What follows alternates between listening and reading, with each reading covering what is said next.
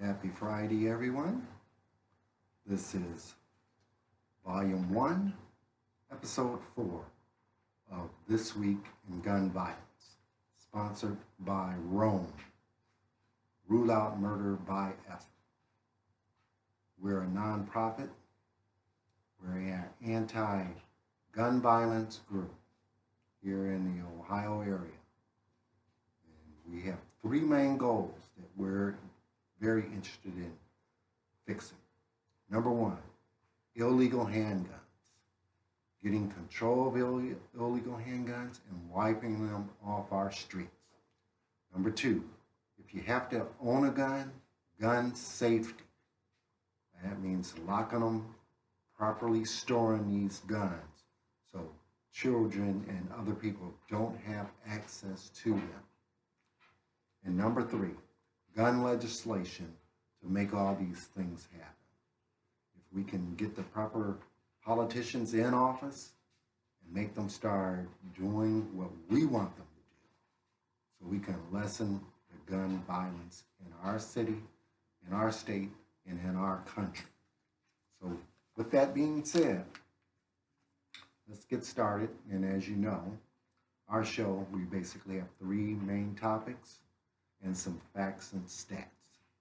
So let's start off with our three main topics this week. Number one, this one comes from Porter, Texas.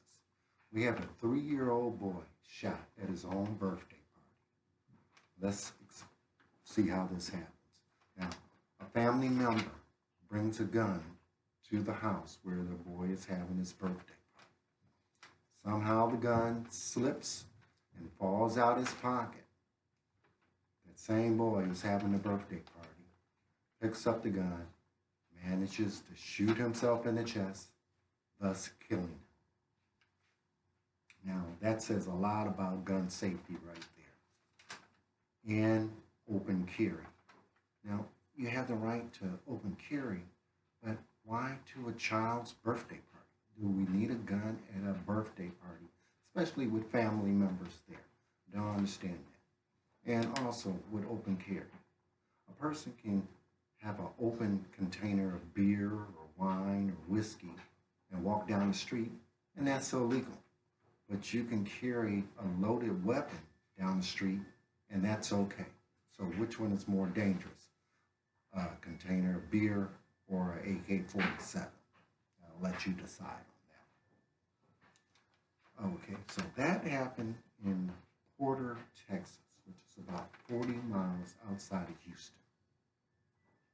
Now, it just goes to show you there's a lot of guns in Texas. We might want to reevaluate this whole open carry situation because it seems like a lot of people who shouldn't have guns do have them. What kind of training do they have?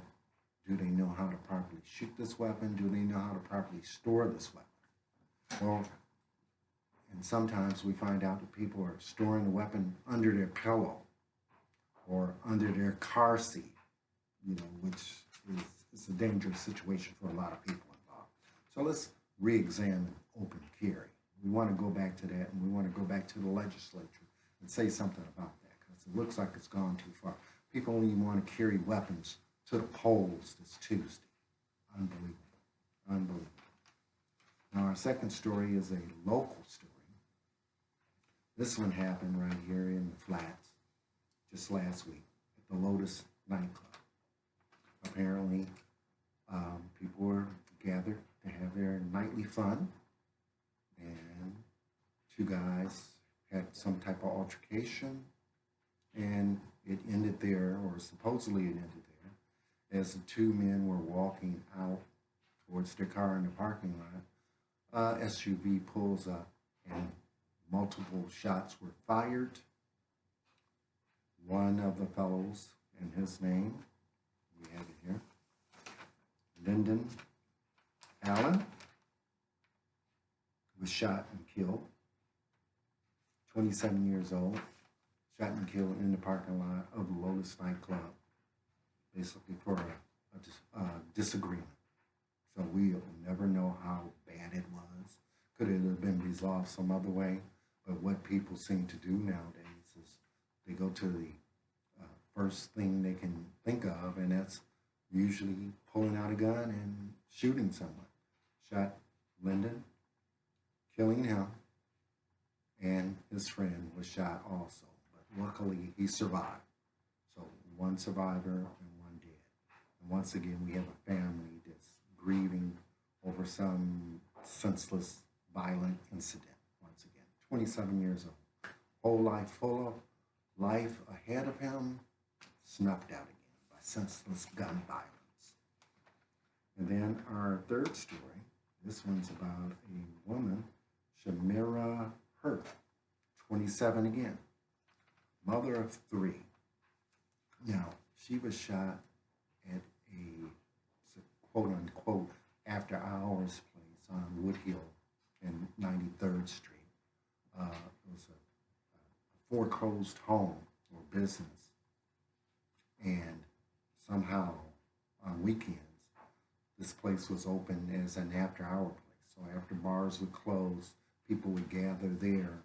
Somehow the big iron gate didn't stop anybody because they were able to have access to this building. They had from what I hear, they had a full bar in there. We don't know what the situation was with running water or electricity, but I suppose they had some forms of these things, and they were operating an illegal after-hour place. Well, and the story gets a little crazier, but here we go. Supposedly, this place has a bouncer, and one man is not omitted.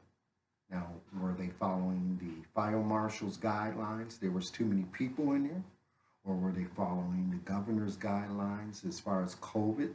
And you can only have so many people in a building at the same time? We don't know. But the man wasn't allowed access into this after-hour place. And he returned to spray multiple shots inside the business and killing one person, shooting her in the back. Miss Hurt was shot and killed, and another person was shot in the leg. And again, one survivor, one dead. So here we go. It's just senseless violence. You don't let somebody in, they come back, and they want to shoot up the place like back in the Wild Wild West days. But it happens all the time. And it just doesn't happen in our area or in Cleveland or in Ohio. It happens everywhere. So with that being said, to give you some facts and stats, we always go to our friends at Gun Violence Archives to get the latest stats for the country. So here we go. What do we have here? We have some more terrible facts. That's all we have. So last week, total number of gun violence victims was 34,719. This week we're up to 35,601. So we've killed about almost 1,000 people total. That's a lot of people. 35,000 for the year. 35,601. Homicides. Last week we were at 15,117. This week we're up to 15,537. So we've killed about, on purpose or unintentionally, homicides, about 500 people. So that's more than sufficient for most countries on Earth. They don't kill that many people in an entire year, but we manage to do it every week. And here we go with the 0 to 11 children. We were at 234 babies were killed so far. Now we're up to 244. So we've managed to kill off another 10 babies in 1 week. 12 to 17-year-olds, teenagers. 833 we were at last week, and now we're at 854. So we've killed about another 20 teenagers. So way to go, people. We're just murdering ourselves at a rate that's unbelievable. And just to show that it's not just in one area, here are the gun violence victims for October the 29th. These are people that recently passed, that were shot and killed October 29th, which is yesterday. We have 2 in Franklin, Kentucky, 1 in Lawrenceville, Georgia, 1 in Atlanta, Georgia, 1 in Milwaukee, 1 in Valrico, Florida, and 2 in Hialeah, Florida, 1 in Baltimore, 1 in Franklin, Massachusetts, 3 in Chicago, 1 in Patterson, and 1 in East Orange, New Jersey, 1 in Philadelphia, 1 in High Point, North Carolina, 1 in Greenville, North Carolina, 1 in Winchester, Virginia, 1 in Brooklyn, New York, and 1 in Salem, Oregon. And that's just from yesterday. So we've killed 17 people in one day. But we don't think we have a gun violence problem. Sorry that you don't feel that way, that guns don't kill people, but people do. But if they didn't have guns, unfortunately, most of these people shooting people are what I consider cowards. They wouldn't take a knife and get up on somebody closely and kill them. But they will take a gun from yards away, or they won't even get out their car to kill you. But they're cowards. Do it like a man. Get up there with your knife and kill them. Choke them, strangle them. But they're not going to do that. You're just going to take a gun, an automatic weapon, and spray an area. It's the kind of world we live in. But that's why Rome was created, to put an end to that. So that's our fight, like I say, to get rid of illegal handguns, preach gun safety and make it mandatory, and change any laws that we need to change on the way to having a safer community. So with that said, we're going to end this week's show the way we always do, with a tribute out to our brother, Wilbert McCormick, who passed away July the 27th of this year. Or was it the 21st? I'm sorry. July 21st. It's been a while now. But it was July the 21st.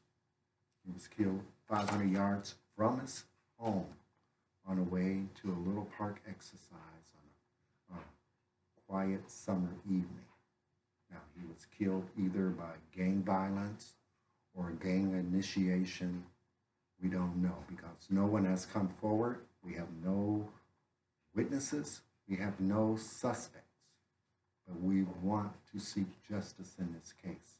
So anybody out there who knows anything about this, from July the 21st, right there on Eddy Road in Patrick Henry Middle School, about 6:30 in the evening, there was 4 or 5 shots.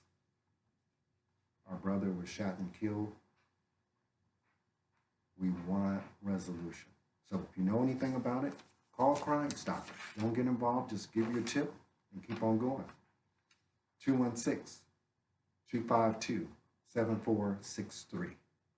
And if you need any more information about Rome and what we do and what we're trying to do, if you want to join or donate, just send us an email at rome17@gmail.com.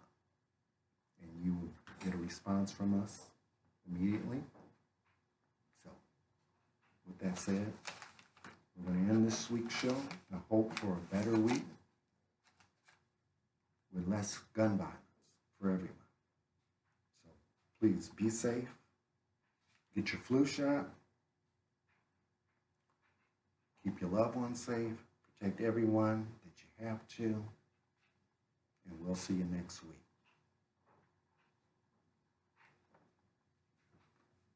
Thank you for paying attention, and make sure you hit the like button and subscribe. Thank you.